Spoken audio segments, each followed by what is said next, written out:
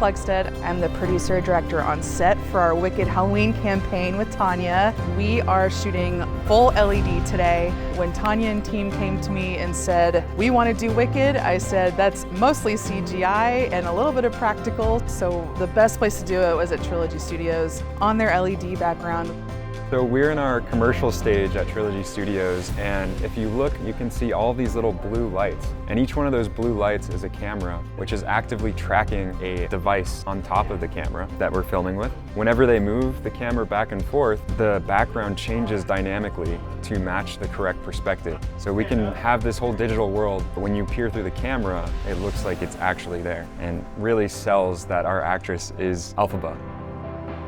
We have several scenes to shoot today: cape flip, the riff and the flyaway, and some scenes for a teaser to reveal her costume. Some of the prep work was looking through the different shots that they wanted to capture, and that included color palettes, breaking down the shot composition. One thing that's pretty funny is we used some random models like cinnamon rolls to get the super detailed geometry, and with the right material, you don't even notice. I'm Kelsey Eichler. I am the art director. A lot of work went into creating these pieces. The books were handmade. We sewed them up, we glued them together. A little pink, just, you know, for Glinda, spells and such. We rolled out the floor. We spent a lot of time on our green arches. That, to me, is the most essential piece to bring this together, that emerald green, and really just frames the entry to this entire scene. Guys, stop, that's surreal. That's actually surreal. I would cry, but I'm not going to cry. This is insane. I'm having a moment. We just finished the first cape flip. It was the hardest one of the day, so we had to knock it out first. It was cape flip, it was broom, it was leaves, it was slow motion, it was arches and art department. And now we're moving on to when Elphaba is looking up past the sunset, and she's now gonna do her flourish. I really sourced everything. When it came down to my cape, we ordered a cape, it wasn't good enough, we needed a 10-foot cape. I called up my tailor, I was like, we're picking up fabric for Michaels, can you make me one? He was like, oh yeah, I can totally make you one. And the cape is epic. Same thing with the wig. I called my girl Jessica, can you help me find a wig? She tried to source a wig and then she was like, you know what? I'm just gonna do it myself.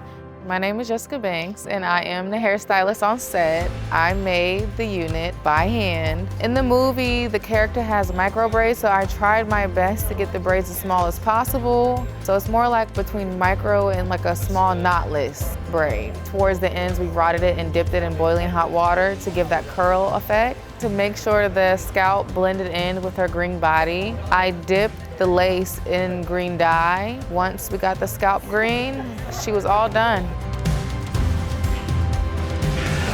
What, was it good? Because it felt good. Oh, like, was it good? Because it felt good.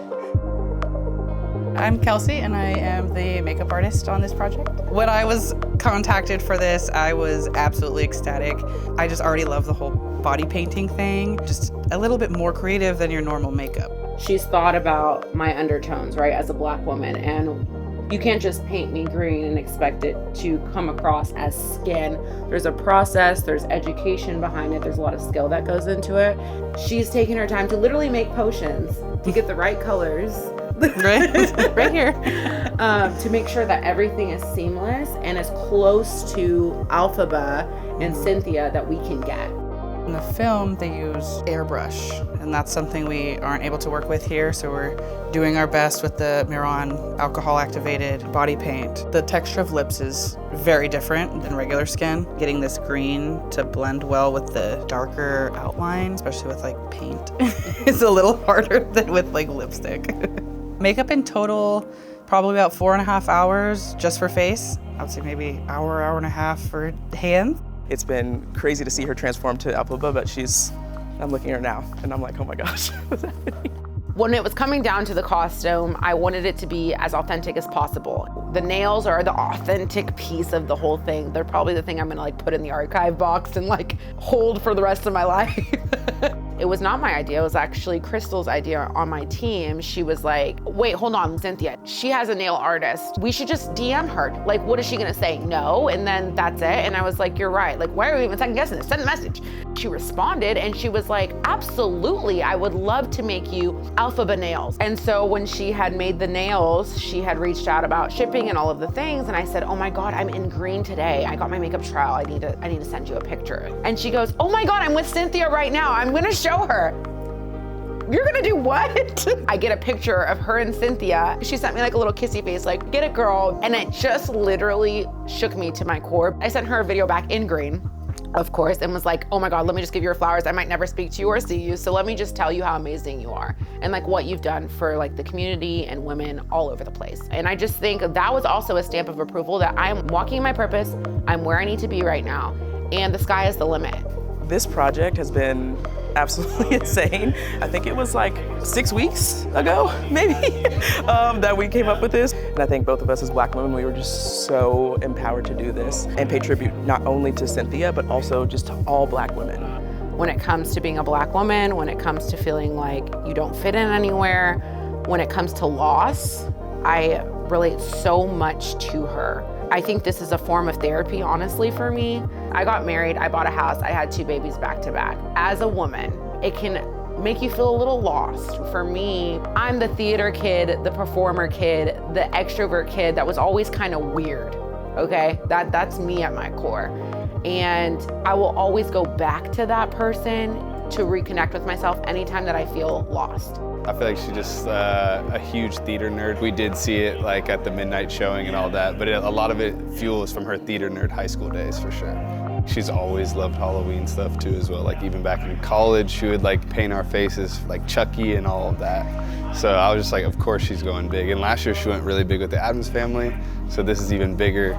Every year I have a Halloween project. Okay, this is not the first one, but the timeliness of it, right? It's like be Elphaba this year or it's just not gonna hit as hard. And so I took it upon myself to create this tribute to her. John M. Chu casting Cynthia in the role that you did has made waves through the community. It has made people that look like me feel like they can enter the space. This gives everyone the kind of courage to do that. Even if they're a mom, even if they got those babies at home, even if they have the husband, you can still create. You can still hold space for just you. I would probably say that my favorite scene right now is the riff. I think that is an iconic sound. The way that we did it was just so absurd, from people blowing from the front, people in the back doing the cape. Everyone understood the assignment, and I honestly feel like we delivered. We have done the riff. We are now transitioning to the fly scene, and we're gonna be super close up. So the challenges here are getting her horizontal, getting the lighting right, getting the hat brim to move just the way we want it. We're now moving on to vertical scenes. This is the trailer so that we have just a tease for viewers. So the first one we did was hands-on broom, and the second one we're gonna do is at the Ozda. The key is to avoid the eyes so we don't reveal too much of her costume. And then the last one we're gonna do is her walking with camera, and she moves her hair to the side from behind. And that should be all of the teaser, and then that should be all of our scenes wrapped. Everyone's hustling, everyone's doing a good job, and it looks insane. When I sent the email to Cinema Story about doing this project, it was like, I've seen the musical 4 or 5 times on Broadway and I love this. I think God truly sent me Christina because I needed a director that was going to care. Sometimes as influencers, we're not taken seriously. And it's like, you're not an actor, why would you do that? She gave me the green light to go fully in. So it's just been the perfect collaboration. I got goosebumps. You know I'm in it. I was I'm in it. I feel like everything is always extra, extra. And this is like the most extra I've ever seen her go, but I love it. This is the first of many projects. I think now that we kind of have this, like, we scratched this itch and we're like, okay, now what's next? Today has been beyond my dreams. Everything that has been created for this project is so intentional. Everyone is paying so much attention to the details of this project that truly this is just a privilege and a blessing and just a true experience of craftsmanship coming together and making something so beautiful. That's a wrap!